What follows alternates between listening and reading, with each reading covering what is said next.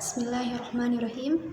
Assalamualaikum warahmatullahi wabarakatuh. Alhamdulillahillazi arsala rasulahu bil huda wa dinil haq liyudhhirahu ala dini kulli walau karihal musyrikun. Asyhadu an la ilaha illallah wa asyhadu anna Muhammadan abduhu wa rasuluhu allazi la nabiyya ba'da. Qala Allah ta'ala fil Qur'anil Karim, a'udzu billahi minasyaitonir rajim. Bismillahirrahmanirrahim. Wa innaka la'ala khulqin azim. Al-ayah. Pertama-tama, marilah kita panjatkan puji dan syukur kehadirat Allah Subhanahu wa Ta'ala yang dimana telah memberikan kita nikmat iman dan Islam sehingga kita dapat beraktivitas seperti biasanya yang insya Allah dalam keadaan sehat walafiat. Dan tak lupa sholawat serta salam marilah kita curah limpahkan kepada Nabi kita, yakni Nabi Muhammad Sallallahu Alaihi Wasallam, kepada keluarganya, kepada sahabatnya, kepada tabi'in dan tabi'atnya hingga akhir zaman nanti. Amin ya rabbal alamin. Izinkan saya di sini untuk menyampaikan sebuah kultum yang bertema akhlak tasawuf di dalam pendidikan agama Islam, terutama di dalam pendidikan modernisasi saat ini. Sebelum mengetahui tentang pendidikan Islam, seharusnya kita harus mengetahui tentang akhlak. Apa itu akhlak? Nah, kemudian akhlak itu berasal dari kata bahasa Arab seperti khulqun yang artinya budi pekerti. Budi pekerti atau tingkah laku seseorang. Kemudian sinonim dari budi pekerti itu adalah etos atau moral atau etika. Nah, itu sinonim dari kata akhlak. Kemudian apa sih yang dimaksud dengan akhlak? Nah, akhlak itu adalah keadaan jiwa manusia yang dilakukan itu mudah. Karena apa? Karena keterbiasaan sehari-hari menggunakan akhlak, terutama di dalam Quran surat Al-Qalam yang saya tadi bacakan di awal pembukaan yang berbunyi a'udzu billahi minasyaitonir rajim. Bismillahirrahmanirrahim. Wa innaka la'ala khulqin azim. Dan yang artinya, sesungguhnya engkau benar-benar berbudi pekerti yang luhur. Kenapa? Karena Tuhanmu itu telah mendidikmu dengan Al-Quran, yaitu akhlak yang terdapat di dalam Al-Quran. Kemudian Rasulullah Shallallahu Alaihi Wasallam pun bersabda, innamal bu'istu la utammima makarimal akhlak, yang artinya sesungguhnya aku diutus untuk menyempurnakan akhlak, yaitu akhlaknya manusia. Nah, kemudian terdapat di dalam Quran surat Al-A'raf pun ayat 179. Nah, mengapa? Sebelumnya, karena kita belajar dengan akhlak itu, apakah akhlak itu dapat mengubah kita menjadi akhlak pribadi yang lebih baik? Tentu belum pasti. Kenapa? Karena kita harus mengetahui akhlak. Nah, dengan belajar akhlak itu, kita harus mengetahui mana akhlak yang baik dan mana yang akhlak yang buruk. Nah, tadi saya sebutkan, ketika kita belajar akhlak, kita itu berbeda dengan hewan. Terdapat di dalam Quran surat yang tadi saya sebutkan, yaitu Quran surat Al-A'raf ayat 179 yang berbunyi ulaika kal an'am bal hum adall. Mereka itu seperti hewan ternak, bahkan lebih sesat lagi, dan mereka itulah termasuk orang-orang yang lemah. Nah, itu tujuan kita untuk mempelajari akhlak. Tujuannya itu agar kita itu terbiasa untuk melakukan suatu perbuatan yang baik, yang terpuji dan untuk menjauhi akhlak-akhlak yang tercela. Kemudian selanjutnya kita harus mengetahui tentang tasawuf.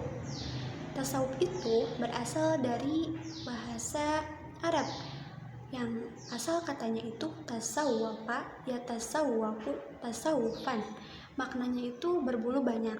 Nah, kemudian secara etimologis dapat didefinisikan upaya penguncian jiwa manusia dan hawa nafsu yang didasari oleh ilmu tercermin dalam amal untuk mendekatkan diri kita kepada Allah Subhanahu wa Ta'ala. Kemudian kita pun harus mengetahui apa sih tujuan dari tasawuf.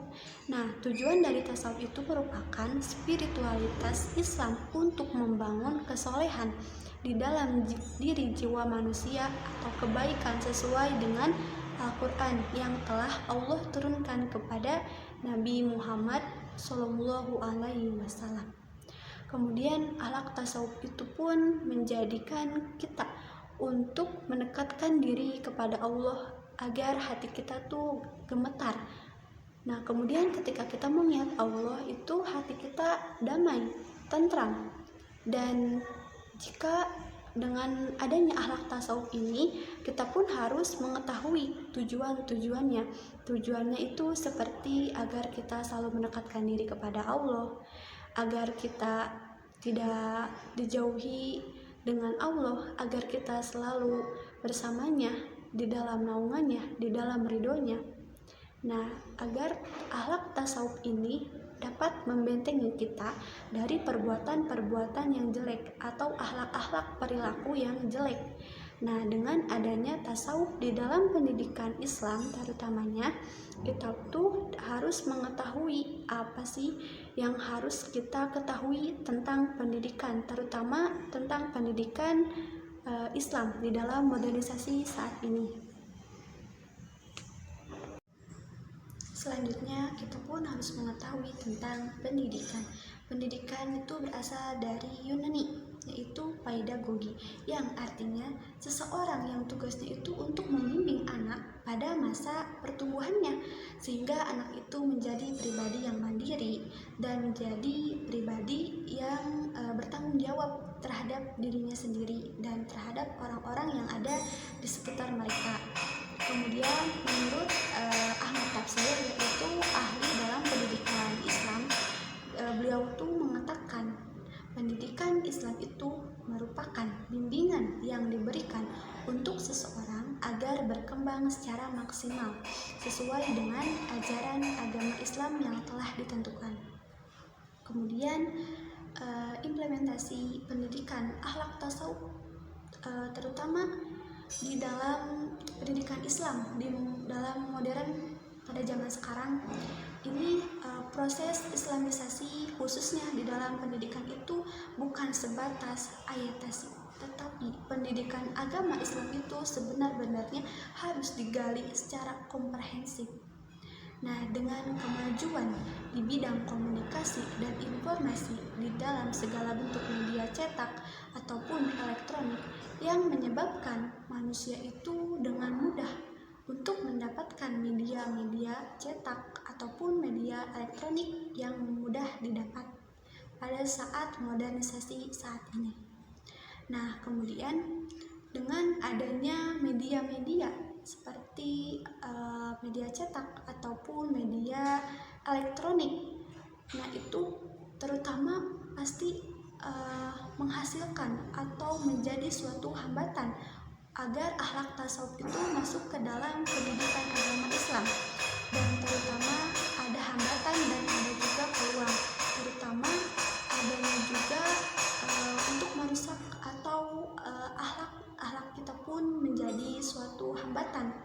Nah, kemudian dengan adanya akhlak tasawuf itu kita tuh harus menjadi akhlak itu menjadi lebih baik gitu.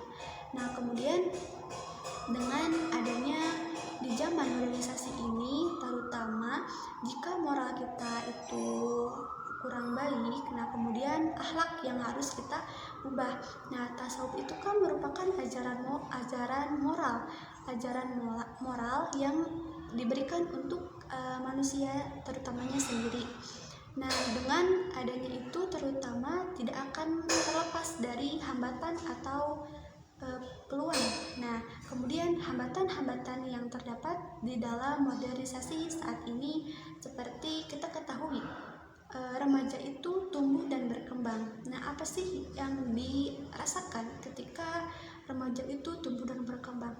Terutama remaja itu ingin mengetahui, kemudian remaja itu segalanya ingin tahu apa yang dilakukan. Nah, kemudian terutamanya dengan adanya media yang masuk ke dalam remaja, terutama di dalam pendidikan agama Islam, seperti contohnya handphone itu yang sering kita gunakan setiap hari. Nah, itu menjadi alat komunikasi, media cetak, media elektronik saat ini yang masuk ke dalam perkembangan, terutama perkembangan pendidikan agama Islam. Nah, kemudian agama Islam itu pun seharusnya masuk ke dalam pendidikan, ke dalam jiwa, ke dalam siswa-siswi yang saat ini sedang belajar. Nah, dengan adanya handphone itu dapat merusak jika ada suatu hambatan atau akhlak negatif dan positif. Nah, kemudian akhlak negatifnya itu seperti handphone bisa mengakses situs-situs yang kurang baik akhlaknya. Kemudian adanya TV, mau TV itu dari siaran swasta ataupun siaran lokal, nah itu pun terdapat moral yang kurang baik seperti membukanya aurat atau pakaian-pakaian feminim. Nah, menurut mereka tuh itu adalah seni.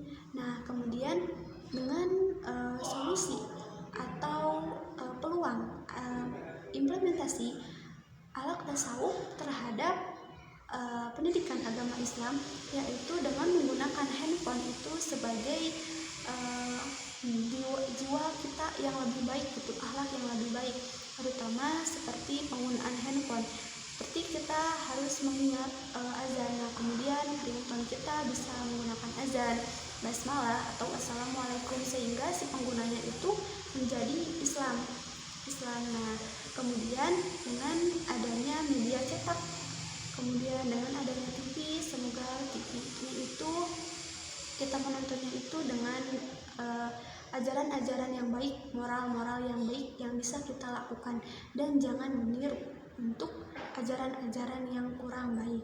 Nah, kemudian kemajuan teknologi saat ini khususnya di bidang informasi pendidikan agama Islam saat ini, harusnya anak-anak itu dibentengi dengan keimanan dan ketakwaan yang kuat agar mereka dapat mengemban pendidikan agama Islam yang benar-benarnya.